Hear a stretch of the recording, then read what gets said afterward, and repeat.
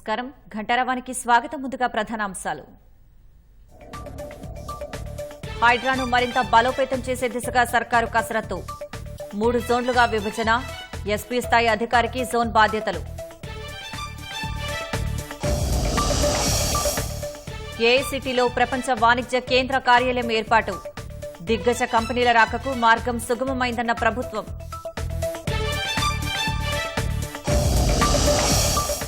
ఇరవై 9 జిల్లాలను వరద బాధిత ప్రాంతాలుగా ప్రకటన. 29 మంది మరణించినట్లు వెల్లడించిన ప్రభుత్వం.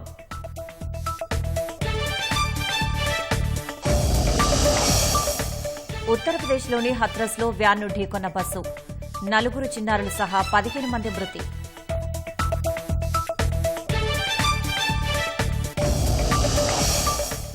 రాష్ట్రంలో వినాయక నవరాత్రి ఉత్సవాల కోలాహలం.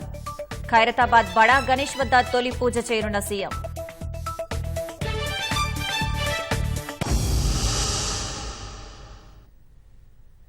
అక్రమ కట్టడాలు నిరోధించడమే లక్ష్యంగా ఏర్పాటు చేసిన హైడ్రాను బలోపేతం చేసే దిశగా సర్కారు కసరత్తు చేస్తోంది. హైడ్రా కోసం ప్రత్యేక పోలీస్ స్టేషన్ ఏర్పాటు చేస్తామన్న సీఎం రేవంత్ రెడ్డి ప్రకటనకు అనుగుణంగా యంత్రాంగం ముమ్మరంగా కసరత్తు చేస్తోంది. హైడ్రా పరిధిని 3 జోన్లుగా విభజించనున్నారు. అక్రమ కట్టడాల నిరోధానికి పురపాలక చట్టంలోనూ మార్పులు చేయాలని సర్కారు భావిస్తోంది. విపత్తుల నిర్వహణ, ప్రభుత్వ ఆస్తుల పరిరక్షణ కోసం రాష్ట్ర ప్రభుత్వం ఏర్పాటు చేసిన హైదరాబాద్ డిజాస్టర్ రెస్పాన్స్ అండ్ అసెస్ ప్రొటెక్షన్ ఏజెన్సీ హైడ్రాని మరింత బలోపేతం చేసేందుకు రంగం సిద్దమవుతోంది. ప్రస్తుతం గ్రేటర్ హైదరాబాద్ పరిధి వరకు ఉన్న హైడ్రాను హెచ్ఎండిఏ వరకు విస్తరించనుంది. మొత్తంగా వ్యవస్థను 3 జోన్లుగా విభజించి వాటి బాధ్యతను ఎస్పీ స్థాయి అధికారులకు అప్పగించాలని ప్రభుత్వం నిర్ణయించింది. హైదరాబాద్ పోలీస్ కమిషనరేట్ ను సెంట్రల్ జోన్ గా, సైబరాబాద్ ను నార్త్ జోన్ గా, రాచకొండను సౌత్ జోన్ గా విభజించనుంది. వాటికి జోనల్ అధికారులు, పూర్తిస్థాయి సిబ్బందిని నియమించేందుకు కసరత్తు మొదలైంది. ఆ 3 జోన్లను చీఫ్ కమిషనర్ పర్యవేక్షిస్తారని ప్రభుత్వం తెలిపింది. 2 నెలల క్రితం ప్రత్యేక జీవో ద్వారా ఏర్పాటైన హైడ్రాకు చట్టబద్దత కల్పించేందుకు న్యాయశాఖ అధ్యయనం చేస్తోంది. ఆ విషయంపై ఆర్డినెన్స్ జారీ చేయాలని ప్రభుత్వం నిర్ణయించింది. ఇటీవల జరిగిన బడ్జెట్ సమావేశాల తర్వాత శాసనసభను ప్రోరోగ్ చేసినందున ఆర్డినెన్స్ జారీకి ప్రభుత్వానికి వెసులుబాటు లభించిందని హైడ్రా చీఫ్ రంగనాథ్ వివరించారు. ఈ మేరకు వారం 10 రోజుల్లో ముసాయిదాను సిద్ధం చేసేందుకు అధికారులు కసరత్తు చేస్తున్నారు. వచ్చే అసెంబ్లీ సమావేశాల్లో ఆ చట్టానికి సంబంధించిన బిల్లును సర్కార్ ప్రవేశపెట్టనుంది.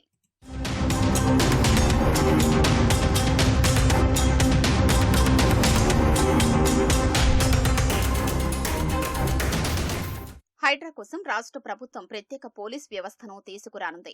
సాధారణ పోలీసుల్ని హైడ్రా అవసరాల కోసం వినియోగిస్తే రోజువారీ విధులకు ఆటంకం కలుగుతుందని ప్రత్యేక వ్యవస్థ వైపు మొగ్గు చూపింది. ఇలాంటి వ్యవస్థ కార్యరూపం దాలిస్తే అది దేశంలో 4వదవుతుంది. పార్లమెంటు భద్రతా వ్యవహారాలు పర్యవేక్షించేందుకు ప్రస్తుతం ప్రత్యేక police station house officer SHO ఉంది. ఇది దేశంలోని తొలి ప్రత్యేక పోలీస్ వ్యవస్థ. ఇటీవల తెలంగాణలో సైబర్ సెక్యూరిటీ, నార్కోటిక్స్ విభాగాలకు 2 ప్రత్యేక ఠాణాలు ప్రారంభించారు. హైడ్రా కోసం మరోటి ఏర్పాటు చేయనున్నారు.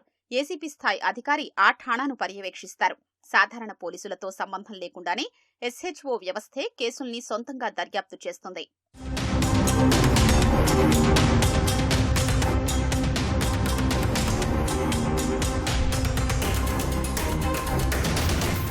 అక్రమ నిర్మాణాలు కట్టడి చేసేందుకు పురపాలక చట్టంలోనూ మార్పులు చేయాలని రాష్ట్ర ప్రభుత్వం పరిశీలిస్తోంది. అక్రమ కట్టడాలు పెచ్చుమీరుతుండటంతో వాటిని మొత్తంగా స్వాధీనం చేసుకుని వేలం వేసేందుకు వీలుగా చట్టానికి సవరణలు చేయాలన్నదే ప్రభుత్వ ఆలోచనగా ఉంది. భవన అనుమతులు జారీ చేసేటప్పుడు నిర్మాణ విస్తీర్ణంలో 10% స్థానిక సంస్థకు నిర్మాణదారులు తనఖా పెడతారు. ఒకవేళ నిబంధనల్ని అతిక్రమిస్తే ఆ 10% ప్రాంతాన్ని స్థానిక సంస్థ స్వాధీనం చేసుకుంటుంది. లేదంటే అక్రమంగా నిర్మించినంత వరకు సంబంధిత కట్టడాన్ని కూల్చేస్తుంది.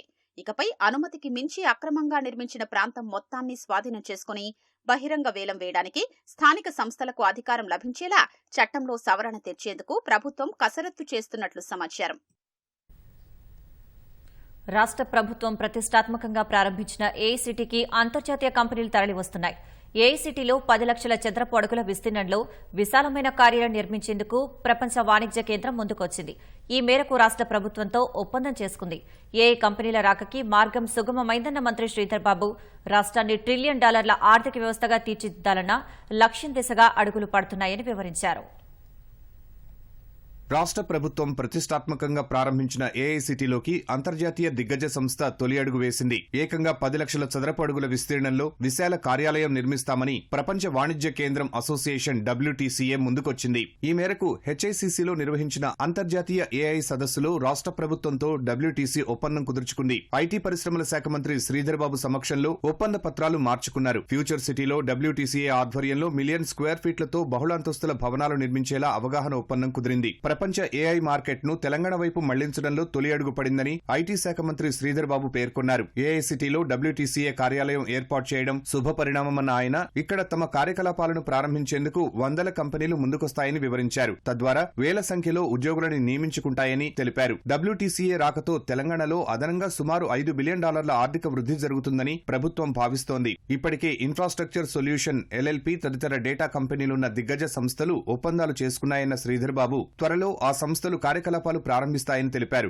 అంతిమంగా తెలంగాణను $1 ట్రిలియన్ ఆర్థిక వ్యవస్థగా మార్చడమే లక్ష్యమని శ్రీధర్ బాబు పునరుద్ఘాటించారు. సాధారణంగా కొత్త వరల్డ్ ట్రేడ్ సెంటర్ లైసెన్సు పొందడమనేది సుదీర్ఘ ప్రక్రియ అని ప్రపంచ వాణిజ్య కేంద్రం association executive director Robin van తెలిపారు. తెలంగాణలో వారంలోనే అనుమతులు రావడం ఒక రికార్డు అని పేర్కొన్నారు. గ్లోబల్ AI సమ్మిట్ నిర్వహించడం ద్వారా AI ఆధారిత భవిష్యత్తు వైపు ప్రయాణానికి నాయకత్వం వహించడంలో తెలంగాణ ముందుందని కొనియాడారు. తెలంగాణ రాష్ట్రం అభివృద్ధి పథంలో దూసుకుపోతోందని, అందుకే ఇక్కడ WTCAని ఏర్పాటు చేసేందుకు ముందుకు వచ్చిందని రాబిన్ వాన్ వివరించారు. AI కంపెనీలను ఆకర్షించడమే లక్ష్యంగా HICC వేదికగా రాష్ట్ర ప్రభుత్వం నిర్వహించిన అంతర్జాతీయ సదస్సు విజయవంతంగా ముగిసింది. ప్రభుత్వం రుణాల ద్వారా మరో 1500 కోట్ల రూపాయలు సమీకరించుకోనుంది. ఈ మేరకు ఆర్థిక శాఖ బాండ్లు జారీ చేసింది. 1500 కోట్ల విలువైన బాండ్లను 14 సంవత్సరాల కాలానికి విడుదల చేశారు. రిజర్వ్ బ్యాంకు ద్వారా బాండ్లు జారీ చేశారు. ఆ బాండ్లను RBI మంగళవారం వేలం వేయనుంది. వేలం అనంతరం ఆ మొత్తం రాష్ట్ర ఖజానాకు చేరుతుంది. 2024-25 ఆర్థిక సంవత్సరంలో రాష్ట్ర ప్రభుత్వం FRBM పరిధికి లోబడి ఇప్పటి వరకు 29,500 కోట్ల రూపాయలను అప్పుల ద్వారా సమీకరించుకుంది. తాజా రుణంతో ఆ మొత్తం 31,000 కోట్ల రూపాయలకు చేరనుంది.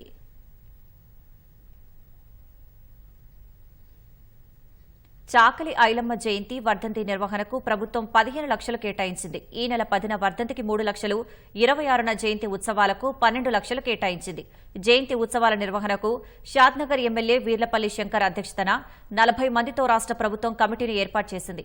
ఈ నెల 26న చాకలి ఐలమ్మ జయంతి ఉత్సవాలను రాష్ట్ర ప్రభుత్వం ఘనంగా జరపనుందని బీసీ సంక్షేమ శాఖ మంత్రి పొన్నం ప్రభాకర్ తెలిపారు.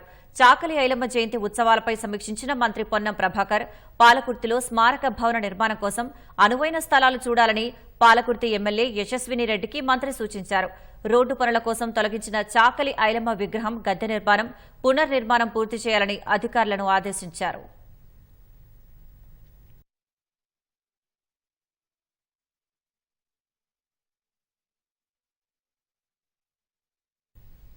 రాష్ట్రంలో 29 జిల్లాలను వరద బాధిత జిల్లాలుగా సీఎస్ శాంతకుమారి ప్రకటించారు. భారీ వర్షాలు, వరదల వల్ల రాష్ట్ర వ్యాప్తంగా 29 మంది మరణించినట్లు ఆమె వెల్లడించారు.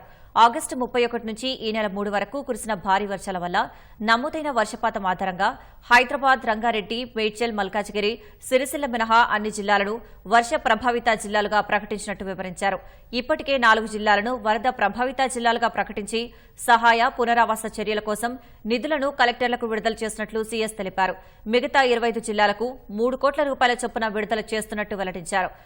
SDRF నిబంధనల మేరకు ఈ నిధులను పెట్టాల్సి ఉంటుందని కలెక్టర్లకు ఆమె స్పష్టం చేశారు. భారీ వర్షాలు, వరదల వల్ల సంభవించిన నష్టాలపై జిల్లా కలెక్టర్లతో టెలికాన్ఫరెన్స్ నిర్వహించిన సీఎస్ సోమవారం మధ్యాహ్నంలోగా సమగ్ర నివేదికలు సమర్పించాలని ఆదేశించారు.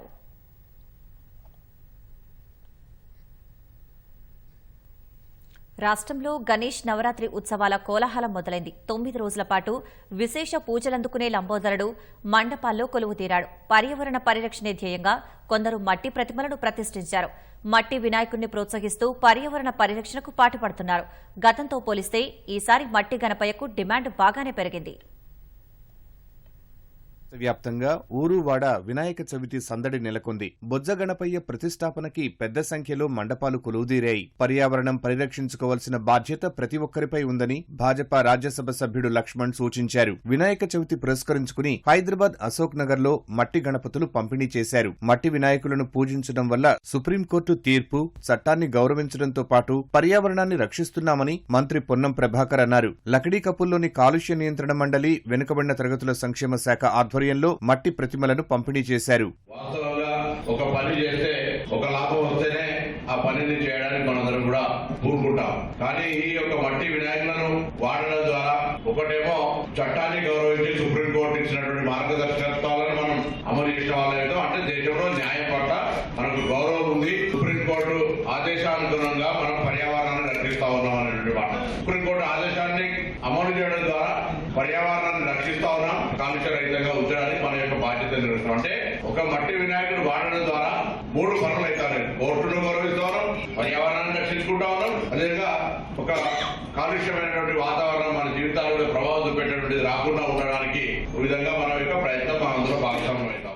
సికింద్రాబాద్ లో భాగ్యనగర్ గణేష్ ఉత్సవ కమిటీ ఆధ్వర్యంలో కంటోన్మెంట్ వ్యాప్తంగా ఏర్పాటు చేసే గణనాథులకు ఉచితంగా లడ్డూ ప్రసాదాన్ని పంపిణీ చేశారు. దాదాపు 1000 లడ్డూలను గణేష్ మండప నిర్వాహకులకు పంపిణీ చేసినట్లు భాగ్యనగర్ గణేష్ ఉత్సవ కమిటీ సభ్యులు తెలిపారు. ఈసారి జీహెచ్ఎంసీ 3,15,000 మట్టి విగ్రహాలను పంపిణీ చేసింది. గణేష్ నిమజ్జనం కోసం నగర వ్యాప్తంగా 73 చెరువులు ఏర్పాటు చేసినట్లు అధికారులు తెలిపారు. వినాయక చవితి పండుగను పురస్కరించుకుని మట్టి వినాయకులను జిల్లా కలెక్టర్ రాహుల్ రాజ్ తో కలిసి ఎంపీ రఘునందన్ రావు భక్తులకు పంపిణీ చేశారు. పర్యావరణ పరిరక్షణకు ప్రతి ఒక్కరూ మట్టి వినాయక విగ్రహాలు ప్రతిష్ఠించి నిత్య పూజలు నిర్వహించాలని కోరారు. పర్యావరణ పరిరక్షణ ధ్యేయంగా మట్టి ప్రతిమలకు భిన్నంగా ఆవు పేడతో విగ్రహాలు తయారు చేస్తూ స్ఫూర్తిగా నిలుస్తున్నారు సిద్దిపేటకు చెందిన మొరంశెట్టి రాములు. 2014 నుంచి నేటి వరకు నిర్విరామంగా ఏడాదికి 5 నుంచి 6,000 గోమయ విగ్రహాలు తయారు చేస్తున్నారు. వాటన్నింటినీ ఉచితంగా పాఠశాలలకు, స్థానికులకు పంపిణీ చేస్తున్నారు. తరగతి గదుల్లో పుస్తకాలతో కుస్తీ పట్టే విద్యార్థులు చిట్టి చేతులతో చక్కని మట్టి వినాయకులను తయారు చేసి పర్యావరణ పరిరక్షణపై ప్రత్యేక దృష్టి సారించారు. మట్టి గణపతిని పూజిద్దాం, పర్యావరణాన్ని పరిరక్షిద్దాం అంటూ వరంగల్లో పాఠశాల విద్యార్థులు అవగాహన ర్యాలీని చేపట్టారు. జగిత్యాల జిల్లా మెట్పల్లి బాలికల ఉన్నత ప్రభుత్వ పాఠశాలలో చక్కని రూపాల వినాయక ప్రతిమలను తయారు చేసిన విద్యార్థులు పాఠశాలలో ప్రదర్శించి ఆకట్టుకున్నారు.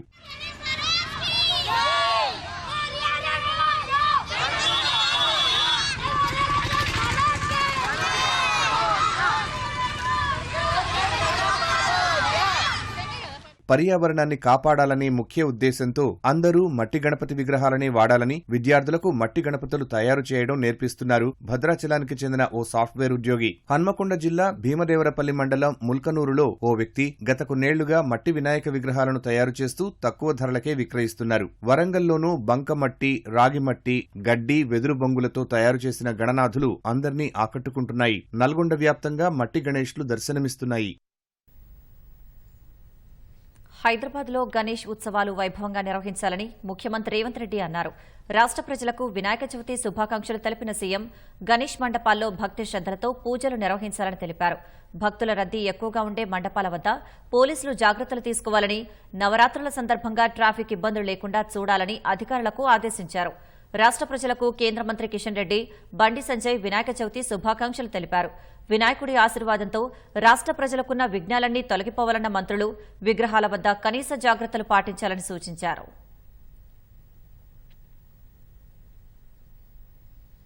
ఖైరతాబాద్ గణేశుడు పూజలందుకునేందుకు సిద్దమయ్యాడు. ఏటా అత్యంత వైభవంగా జరిగే ఈ ఉత్సవాల్లో ముఖ్యమంత్రి రేవంత్ రెడ్డి పాల్గొని తొలి పూజలు చేయనున్నారు. ఈ ఏడాది ప్రతిష్ఠించిన శ్రీ సప్తముఖ మహాశక్తి గణేశుడిని దర్శించుకునేందుకు భక్తులు బారులు తీరనున్నారు. కాగా పార్వతీ తనయుడి ఫోటోలు, వీడియోలు సామాజిక మాధ్యమాల్లో వైరల్ అవుతున్నాయి.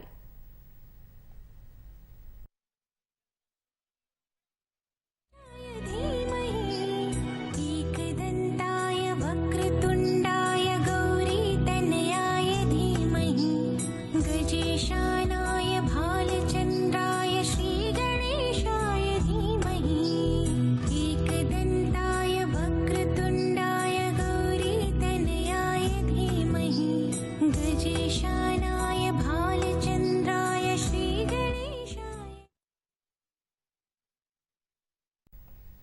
రాష్ట్రంలో గణేష్ నవరాత్రి ఉత్సవాల కోలాహలం మొదలైంది. ఖైరతాబాద్లో సప్తముఖ మహాశక్తి గణపతిగా స్వామివారు భక్తులకు దర్శనమిస్తున్నారు.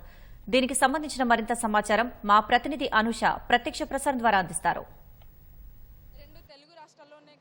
దేశవ్యాప్తంగా ఫేమస్ అయిన ఖైరతాబాద్ గణేశుడు పూజలు అందుకోవడానికి సిద్ధంగా ఉన్నాడు. సర్వాంగ సుందరంగా సిద్ధమైన ఈ గణనాథుని చూడడానికి కోసం నగర వ్యాప్తంగా ప్రజలందరూ ఇక్కడ వచ్చేసారు. అయితే ఇక్కడ 11 గంటలకి ప్రాణప్రతిష్ఠ పూజ తర్వాత ఈ కార్యక్రమం భక్తులకి దర్శనం ఇవ్వనున్నట్లయితే నిర్వాహకులు చెప్తున్నారు. అయితే ఈ నేపథ్యంలో ఇక్కడ ఎలాంటి ఏర్పాట్లు చేశారు, అసలు ఎప్పుడు పూజ జరుగుతుంది, సీఎం రేవంత్ రెడ్డి రాబోతున్నారు కాబట్టి ఎలాంటి కార్యక్రమాలు చేపడుతున్నారు అనే విషయాలని ఈ ఖైరతాబాద్ గణేష్ ఉత్సవ కమిటీ చైర్మన్ మనతో పాటు ఉన్నారు. ఆయన అడిగి తెలుసుకుందాం. సార్, ఎలాంటి ఏర్పాట్లు చేశారు, అసలు పూజ ఎప్పుడు జరగబోతుంది, ఏంటి ఇక్కడ? చూడండి, పూజలు స్టార్ట్ అయ్యాయి.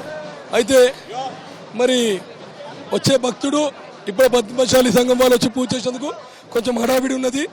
మరి కొద్దిసేపట్లో పబ్లిక్ ఈజీ దర్శించుకొని వెళ్ళే విధంగా ఏర్పాటు చేస్తాము. మొత్తానికి ఏంటంటే ప్రభుత్వ పరంగా రేవంత్ రెడ్డి గారు, గణేష్ ఉత్సవ కమిటీ అధ్యక్షుడు దానం నాగేందర్ గారు, విజయరెడ్డి గారు అన్ని రకాలుగా ఏర్పాటు చేశారు. బస్సు పెద్దలు కూడా వాలంటీర్స్ కావచ్చు అన్ని రకాలుగా ఏర్పాటు చేసి వచ్చే భక్తులు ఇబ్బంది పడకుండా ఏర్పాటు చేస్తాము. ప్రతిష్ఠ పూజ ఎప్పుడు జరుగుతుంది, గవర్నర్ ఇట్లా ప్రభుత్వ పెద్దలు ఎప్పుడు రాబోతున్నారు? చూడండి, 11 గంటలకు మన ముఖ్యమంత్రి రేవంత్ రెడ్డి గారు వస్తున్నారు. 3 గంటలకు గవర్నర్ గారు వచ్చే అవకాశం ఉంది. సో వారు ఇప్పుడైతే మరికొద్దిసేపట్లో భగవంతుని ప్రతిష్టాపన స్టార్ట్ అయిపోతుంది. పూజలు అయితే నడుస్తున్నాయి, ప్రతిష్టాపన మాత్రం 11th రోజు స్టార్ట్ అవుతుంది. 11th రోజు భారీ ఎత్తున ప్రజలు వస్తున్నారు కదా, ఇక్కడ ప్రజల కోసం నీటి సదుపాయం కానీ మెడికల్ ఎమర్జెన్సీ ఏమైనా పెట్టారా? చూడండి, అపోలో హాస్పిటల్ వారు మెడికల్ ఏర్పాటు చేశారు. అదేవిధంగా మీరు చూసినట్టయితే ప్రభుత్వ పరంగా కూడా డిహెచ్ఎంసీ వాళ్ళు మెడికల్ క్యాంప్ ఏర్పాటు చేస్తున్నారు. మొత్తం అన్ని రకాలుగా ఏర్పాటు చేశారు. సో ఇక్కడ ఈ రోజు 11 గంటలకి ప్రాణప్రతిష్ఠ పూజ జరిగిన తర్వాత సీఎం రేవంత్ రెడ్డి చేతుల మీదుగా ప్రాణప్రతిష్ఠ పూజ జరుగుతుంది. దాని అనంతరం భక్తులకి దర్శనం ఇవ్వనున్నట్లయితే ఇక్కడ చెప్తున్నారు. సో ఇక్కడ చూసినట్లయితే నగర వ్యాప్తంగా కూడా ప్రజలందరూ భారీగా తరలి వచ్చారు. ఎటు చూసినా క్రౌడ్ అంటే నిన్న సాయంత్రం తుది రూపం వచ్చిన తర్వాత నుంచే ప్రజలు గణనాథుని చూడడానికి అయితే నగర వ్యాప్తంగా వస్తున్నారు. సో ఇక్కడ అన్ని రకాల ఏర్పాట్లు అయితే చేస్తున్నారు. అన్ని రకాల ఏర్పాట్లు చేస్తున్నారు. ఎలాంటి మెడికల్ ఎమర్జెన్సీ వచ్చినా సరే తగు చర్యలు తీసుకునేలాగా 2 అంబులెన్స్లను అయితే ఇక్కడ పెట్టారు. అలాగే ప్రజలకు ఎలాంటి ఇబ్బంది రాకుండా బారికేడ్లను ఏర్పాటు చేసిన భారీ బందోబస్తు మీదుగా అయితే ఇక్కడ జరుగుతుంది. పోలీసులు కూడా ఎప్పటికప్పుడు ఎక్కడ ఎలాంటి భద్రతా చర్యలు, ఎలాంటి భద్రతాపరమైన సమస్యలు తలెత్తకుండా తగు జాగ్రత్తలు అయితే తీసుకుంటున్నారు. ఇక్కడ ఈరోజు సప్తముఖ మహాశక్తి వినాయకునిగా ఖైరతాబాద్ గణేశుడు ప్రజలకి దర్శనం ఇవ్వనున్నాడు. అలాగే శ్రీనివాస కళ్యాణం, అలాగే శివపార్వతుల కళ్యాణం మీద విగ్రహాలు కూడా ఇక్కడ ఏర్పాటు చేశారు. ప్రజలకు అంత మంచి చేకూరాలనే ఉద్దేశంతోనే ఇలాంటి విగ్రహాలను ఏర్పాటు చేశామని ప్రజలకు ఎంత మంచి చేకూరాలనే ఉద్దేశంతో ఇలాంటివన్నీ ఏర్పాటు చేశామని చాలా భద్రతాపరమైన చర్యలు తీసుకుంటున్నారు. ఎప్పటికప్పుడు పోలీసులు అలాగే నిర్వాహకులు కూడా ప్రజలకు ఎలాంటి ఆటంకం కలగకుండా అయితే తగు జాగ్రత్తలు తీసుకుంటున్నారు. ఇది ఇక్కడ ఖైరతాబాద్ వద్ద ఉన్న తాజా పరిస్థితి. Vote studio. కేంద్ర రాష్ట్ర ప్రభుత్వ శాఖలు, కోర్టుల్లో ఉద్యోగాలు, ప్రజాపాలన దరఖాస్తులు, మద్యం దుకాణాల టెండర్లు ఇప్పిస్తామని మోసగిస్తూ కోట్ల రూపాయలను దోచేస్తున్న ఘరానా ముఠాను హైదరాబాద్ పోలీసులు అరెస్ట్ చేశారు. నిందితులు ఒక్కో ఉద్యోగానికి దాదాపు 15 లక్షల రూపాయలను వసూలు చేసినట్లు పోలీసులు గుర్తించారు. నిందితుల నుంచి 4 లక్షల నగదు, 3 ల్యాప్టాప్లు, నకిలీ ఉద్యోగ నియామక పత్రాలు, ఐడీ కార్డులు, రబ్బర్ స్టాంపులు, ఆధార్ కార్డులు స్వాధీనం చేసుకున్నారు. సూర్యాపేట జిల్లాకు చెందిన షేక్ మున్నా, దిల్సుఖ్ నగర్ కు చెందిన ముత్తోజు లక్ష్మణాచారి, కొత్తపేటకు చెందిన మదకర్ రామస్వాములు కలిసి కన్సల్టెన్సీ ప్రారంభించారు. తమ కార్యాలయానికి వివిధ పనుల మీద వచ్చే యువతను మాటల్లో పెట్టి ఉద్యోగాలు ఇప్పిస్తామని డబ్బులు వసూలు చేశారు. ఉద్యోగం వచ్చిందని నమ్మించేందుకు బాధితుల ఖాతాల్లో వేతనాలు జమ చేసేవారు. ఉద్యోగం రాలేదని మోసపోయామని గ్రహించిన బాధితులు పోలీసులకు ఫిర్యాదు చేశారు. ఎస్ఓటీ పోలీసులు సాంకేతిక ఆధారాలతో నిందితులను అదుపులోకి తీసుకున్నారు. పరారీలో ఉన్న మహ్మద్ మాలిక్, ఆకాష్లను కూడా త్వరలోనే పట్టుకుంటామని పోలీసులు తెలిపారు.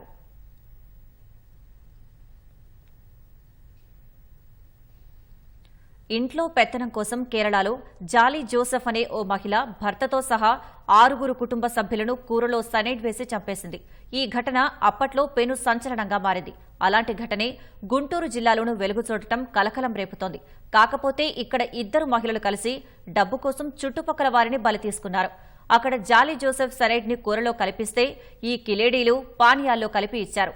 ఇప్పటి వరకు వీరి చేతిలో 4 మరణించగా మరో 3 తప్పించుకున్నారు. గుంటూరు జిల్లా చేబ్రోలు మండలం వడ్లమూడి సమీపంలో జూన్ 5న గుర్తు తెలియని మహిళ మృతదేహం కనిపించింది. అప్పటికే అది కుళ్లిపోయి ఉండడంతో అనుమానాస్పద మృతిగా కేసు నమోదు చేసిన పోలీసులు మృతదేహాన్ని శవపరీక్ష కోసం పంపించారు. మృతదేహంలో సైనైడ్ ఆనవాళ్లు ఉన్నట్లు పోస్టుమార్టం నివేదికలో తేలింది.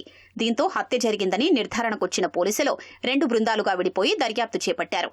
మహిళ తెనాలిలోని ఎడ్లలింగయ్య కాలనీకి చెందిన నాగూర్బీగా గుర్తించారు. అదే ప్రాంతానికి చెందిన రజని నాగూర్బీ దగ్గర అప్పు తీసుకున్నారు. తిరిగి చెల్లించారని ఒత్తిడి చేస్తున్న నాగూర్బీని రజని చంపారని భావించినట్లు పోలీసులు తెలిపారు. ఈ విషయాన్ని వెంకటేశ్వరి అనే మాజీ వాలంటీర్తో పంచుకోవడంతో అంతా కలిసి పథకం వేశారు. నాగూర్బీని ఆటోలో వడ్లమూడి వైపు తీసుకెళ్లి బ్రీజర్లో సైనైడ్ కలిపి తాగించి చంపేశారు. పోలీసులు సమీపంలోని సీసీ కెమెరాల్ని పరిశీలించి రజని నాగూర్బీ కలిసి వెళ్లిన ఆటోని గుర్తించారు. రజనీని అదుపులోకి తీసుకుని విచారించగా హత్య వెనుక మాజీ వాలంటీర్ వెంకటేశ్వరి, ఆమె తల్లి రమణమ్మ ఉన్నట్లు తేలింది. రజని, వెంకటేశ్వరి, రమణమ్మను పోలీసులు అరెస్టు చేశారు. పోలీసుల విచారణలో తల్లి, కుమార్తెలు రమణమ్మ, వెంకటేశ్వరి గురించి విస్తుపోయే విషయాలు వెలుగులోకొచ్చాయి. గతంలోనూ వారిరువురు ఇలాంటి హత్యలకు పాల్పడినట్లు తేలింది. 2022లో వెంకటేశ్వరి అత్త సుబ్బలక్ష్మిని, 2023లో తెనాలికి చెందిన నాగమ్మని, 2024 ఏప్రిల్లో మోషే అనే వ్యక్తికి సైనైడ్ ఇచ్చి హతమార్చినట్లు పోలీసులు తెలిపారు. మన గోల్డ్ షాప్ లో సైనైడ్ వాడుతుంటాము. పంది కుక్కలకి ఎక్కువైపోయింది, దానికి కావాలని చెప్పేసి వాళ్ళ ఫ్రెండ్ గోల్డ్ షాప్ ఉంది, అక్కడ నుంచి ఈ సైనైడ్ దొరికింది. 2 times 4,000 కి ఇచ్చారు. ఇదే విధంగా 3 మర్డర్ చేశారు. కానీ 3 మర్డర్ కూడా రిపోర్ట్ అవ్వట్లేదు. ఎందుకు రిపోర్ట్ అవ్వట్లేదు అంటే డెత్ పైన డౌట్ రావట్లేదు. సైనైడ్ మీరు తీసుకున్న తర్వాత హార్ట్ బ్లాక్ అవుతున్నట్టు ఉంటాయి. సో నేచురల్ డెత్ లాగా అది అనిపిస్తాయి. సో ఎవరికి కూడా డౌట్ రావట్లేదు. ఇదే వెంకటేశ్వరి అని చెప్పాను కదా, ఆవిడ పేరు అలియాస్ బుజ్జి అంటారు. ఆవిడ వాళ్ళు అత్తని చంపేసింది ఎక్కడ, ప్రకాశంలో. ఎందుకంటే ప్రాపర్టీ వీళ్ళపైన రాసి ఇవ్వట్లేదని ఒక దీనిపైన ఆవిడ చాలా మందు తాగుతాయి వాళ్ళ అత్త. సో మందులో సైనైడ్ కలిపింది. 2023లో నాగమ్మ అని చెప్పేసి నైబరే, పక్కన ఉన్న వాళ్ళే, ఒక లోన్ అమౌంట్ 20,000 వీళ్ళకి ఇవ్వాలి కాబట్టి అది అడగకుండా ఉండడానికి కోసం సైనైడ్ కలిపేసి ఆవిడని కూడా చంపేయడం జరిగింది. 2024 ఏప్రిల్లో భూదేవి అని చెప్పేసి వాళ్ళు కూడా పక్కన ఇంటి వాళ్ళే, భూదేవి హస్బెండ్ భూదేవిని ఒక లేడీని ప్రతిరోజు కొడుతున్నారు తాగేసి. ఆవిడని చంపిన ఇన్సూరెన్స్ డబ్బులు కూడా వస్తాయన్న ఉద్దేశంతో పాటు ఆ భూదేవి హస్బెండ్ ని కూడా జస్ట్ మందులో సైనైడ్ కలిపేసి చంపుతారు. దీంట్లో ఈ భూదేవిని కూడా అక్యూజ్డ్ గా యాడ్ చేస్తున్నాం, ఎందుకంటే ఆవిడ కూడా దాంట్లో కలిపేసి యాడ్ చేశారు కాబట్టి. బుజ్జి అని ఆవిడ అక్యూజ్డ్ A2 ఎవరున్నారో ఆవిడ చాలా ఇంపార్టెంట్, మంచి నాలెడ్జబుల్. ఈవెన్ ఆవిడ కంబోడియా కూడా వెళ్ళి వచ్చింది. అంటే కంబోడియా కంటే ఈ సైబర్ రిక్రూట్మెంట్ బేస్ చేసుకుని వెళ్లారు. మరో 3 కూడా వీళ్లు చంపారని భావించినా కుట్ర ఫలించలేదు. సైనైడ్ కలిపిన ఆహారం, పానీయాలు వారు తీసుకోకపోవడంతో వీరి కుట్రలు ఫలించలేదు. కృత్రిమ మేధ రంగంలో అత్యంత ప్రభావవంతమైన టాప్ 100 వ్యక్తుల జాబితాలో కేంద్ర మంత్రి అశ్వని వైష్ణవ్ చోటు దక్కించుకున్నారు. ఆయనతో పాటు ఇన్ఫోసిస్ సహ వ్యవస్థాపకుడు నందన్ నిలేకిని, బాలీవుడ్ నటుడు అనిల్ కపూర్ టైమ్ మ్యాగజైన్ జాబితాలో చోటు దక్కించుకున్నారు. భారత్ లేదా ప్రవాస భారతీయులు 15 మంది ఈ జాబితాలో ఉన్నారు. Google CEO Sundar Pichai, Microsoft CEO Satya నాదెళ్లకు ఈ జాబితాలో చోటు దక్కింది. అశ్వని వైష్ణవ్ నేతృత్వంలో కృత్రిమ మేధకు కీలకమైన సెమీ కండక్టర్ తయారీలో భారత్ రానున్న 5 ఏళ్లలో టాప్ 5 దేశాల్లో ఒకటిగా నిలుస్తుందని టైమ్ మ్యాగజైన్ పేర్కొంది. డిజిటల్ పబ్లిక్ ఇన్ఫ్రాస్ట్రక్చర్ను అభివృద్ది చేసేందుకు నందన్ నిలేకిని 15 ఏళ్ల పాటు కేంద్ర ప్రభుత్వంతో కలిసి పనిచేశారని టైమ్ మ్యాగజైన్ తెలిపింది. 2024 టైమ్ మ్యాగజైన్ టాప్ 100 జాబితాలో meta CEO mark Zuckerberg, open AI CEO Sam Altman సహా 40 కంపెనీల సీఈఓలు, వ్యవస్థాపకులు ఉన్నారు.